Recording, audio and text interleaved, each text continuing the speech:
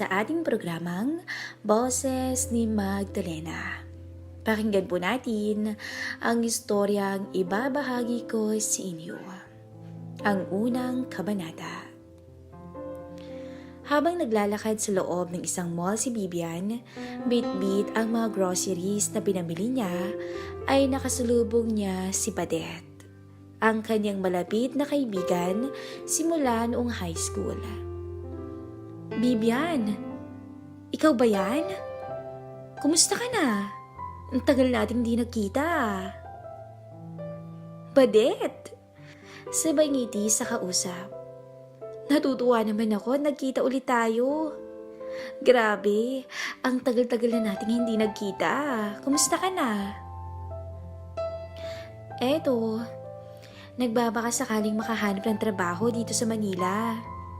Sagot ni Badet. Nagsara kasi yung opisina namin sa Laguna eh. Kaya ito ko ngayon nasa Maynila. Actually, naghahanap nga ako ng room for rent eh. Baka naman may alam ka na mura. Ikaw ba, kumusta ka na? Mukhang happy ka na. May asawa ka na ba? Tanong ni Badet. Meron na akong asawa. At may isa na rin kaming anak. 3 years old na babae, naupod ng ganda. Ikaw Badet, kumusta ang love life mo? Tanong ni Bibian. Ha? Ako? Wala. Puro laro-laro lang at date-date. Ayoko muna magseryoso sa love life. Sagot naman ni Badet. Naku, sa ganda at sexy mong yan, maraming lalaking magkakandara pa sa'yo. Sabi naman ni Bibian. Siya nga pala, hindi ba naghahanap ka ng matutuluyan? Sa bahay ka na lang namin tumira. May isang bakanting room kami. Tamang-tama. Papakiusapan ko na lang yung mister ko. Sigurado naman akong papayag yun eh. Mabait kaya yun. At syempre, gwapo.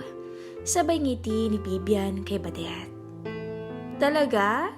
Ay, salamat friend ah. Sabay yakap kay Bibian. By the way, si Bibian ay 26 years old.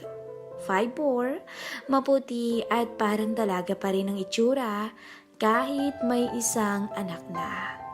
Kamukha siya ni Christine Reyes. She work as an accounting officer sa isang kilalang ospital sa Ortigas. Si Badet naman ay dalaga pa. 26 years old din, 5'5" at morena. Mas sexy siya ng kaunti kay Bibian kasi nga dalaga pa. Ang vital statistic niya ay 35, 22, 35. Kamukha naman niya si MJ Lastimosa. Siya ay may pagkapilya at agresibo. Nakabaliktaran naman sa ugali ni Bibian na mahinhin at pino kung kumilos. Ang asawa naman ni Bibian ay si Leo. 28 years old, 5'11", guwapo, moreno, macho, dahil alaga sa gym. Si Leo ay feel American. Ang ama niya ay isang black American. Kamukha siya ni Neil Perez. Mas darker nga lang ang kulay at mas buff ang katawan. Malakas ang appeal ni Leo sa mga chicks. Type niya ang babaeng may maliit na bewang. Siya naman ay isang engineer sa Makati. Makalipas ang ilang minuto, ay sabay nang umalis ang magkaibigan sakay ng kotseng puti ni Bibian papunta sa kanilang bahay. Habang nagdadrive si Bibian, panay ang tanong ni Badet tungkol sa asawa niya. Friend, okay lang kaya sa asawa mo na sa inyo muna ako manirahan hanggang sa makahanap ako ng trabaho? Hindi ba nakakahiya sa mister mo? Tanong nito. Huwag ka mag-alala, mabait yun. Siguradong papayag yun. Sagot naman ni Bibian. Guwapo ba mister mo? Magaling ba? May pagmamalaki ba? Pabirong mga tanong ni Badet. Ikaw nang humusga. Makikita mo naman siya mamaya eh. Sigurado kung nasa bahay na yun. May lahing black siya kaya walang maliit sa kanya. Sagot naman ni Bibian. Dahil sa mga sinabi ni Bibian tungkol sa misterya, biglang na-excite si Padet. May biglang namuo sa isip niya. Nagpatuloy sila sa kwentuhan hanggang sa makarating ng kanilang bahay. Masayang namumuhay ang mag-asawang Bibian at Leo. Hanggang biglang nag-iba ang simoy ng hangin simula nung pumasok sa buhay nila si Padet. Bumusida si Bibian nang makarating sa kanilang bahay sa Pasig. Agad naman silang pinagmuksa ng gate ni Yaya Ising na kanilang kasambahay at tagapag-alaga ng kanilang baby.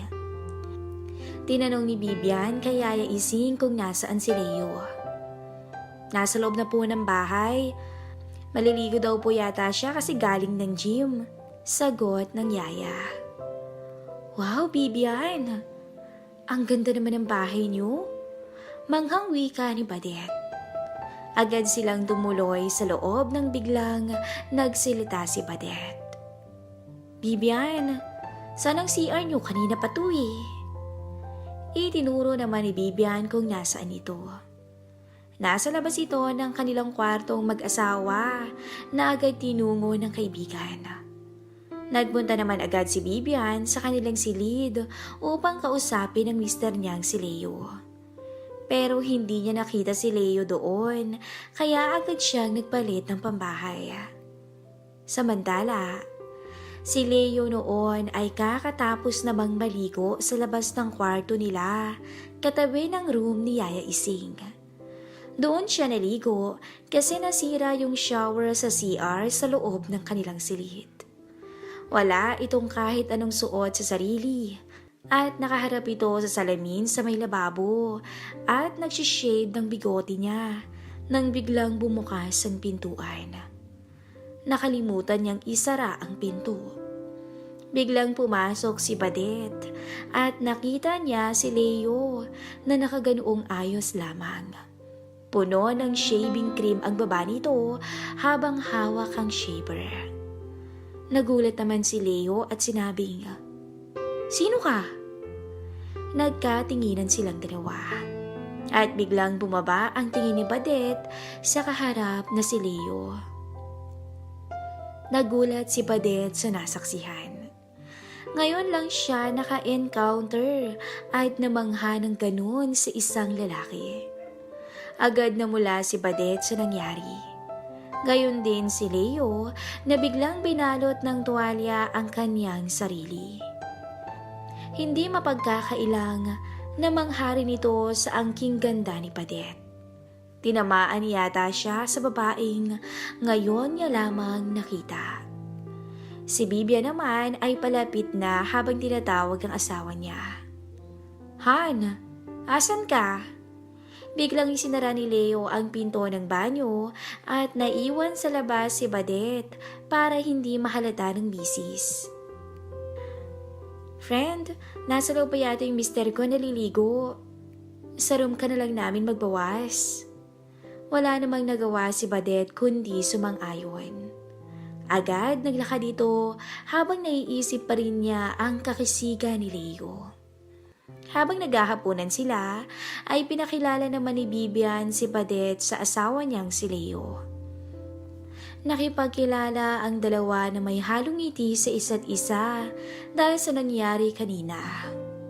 Han, dito muna siya sa atin habang naghahanap ng trabaho, okay lang ba? Tanong ni Bibian. Agad namang sumang-ayon si Leo. Saan ka ba nag-a-apply ng work? Tanong ni Leo. Actually, may final interview na ako bukas sa Makati sa isang advertising company. Sagot naman ni Padet. Sa Makati din ako nag-work. Pwede kang sumabay sa akin bukas para mas convenient sa'yo. If you like, alok naman ni Leo. Wow, talaga? Sige salamat Leo. Reply ni Padet. After nila kumain, naglabas ng wine si Bibian na pinagsaluhan nilang tatlo. Nagpatuloy ang kwentuhan ng tatlo tungkol sa buhay-buhay. kung paano nagkatuluyan si Bibian at Leo na nauwi sa ibang usapan. Dito nalaman ni Leo na may pagkapilya at aggressive na babae si Padet. Ibang-iba sa misis niya na parang Maria Clara. Sa buong buhay ni Leo, si Bibian lang ang kanyang minahal. May minsang pumatol siya ng ibang babae pero hanggang isang gabi lang at hindi sineseryoso ni Leo. Minsan lang niyang nagawang makipag-date sa ibang girl nung nalasing siya kasama ang mga office mates niya sa Subic nung umattend siya ng conference. After noon, hindi na nasundan dahil mahal at may respeto siya kay Bibian. Nung napako ang usapan sa ibang bagay, ay nakwento ni Badet ang mga naging karanasan niya. Si Bibian naman ay nakikinig lang sa usapan ng mister niyang si Leo at ni Badet. Biglang nagtanong si Badet kay Leo kung ano ang mga fantasy pa niya kasama si Bibian. Nagulat naman si Leo sa tanong ni Badet. Medyo natagalan siyang sumagot. Gusto kong isipin si Bibian, isang kabit ko. Habang magkasalo kami sa higaan. Yung tipong gagawin niya lahat na ipapagawa ko sa kanya. Bigla namang nakaramdam ng pagkauhaw si Badet sa narinig niya kay Leo. Biglang humirit si Bibian. O siya, tama na ang ganyang usapan. Baka kung saan pa mapunta yan eh. Han, tulog na tayo? Medyo antok na ako eh. Agad namang nagpaalam na ang mag-asawa kay Badet at nagtungo na sa kanilang kwarto. Si Badet naman ay nag-shower muna tsaka nagtungo sa kanyang room. Sa loob ng silid ng mag-asawa ay umuuga na ang kama. Abala na ang dalawa sa isa't isa. Namumuti na ang mata ni Bibian dahil sa tinatamasa noong sandaling yon. Ngunit ang hindi alam ni Bibian, ibang babae na pala ang nasa isip ng kanyang asawang si Leo. Si Badet na lalong nagpapagana kay Leo ng gabing yun. Abangan po natin ang susunod na kabanata ng istoryang ito.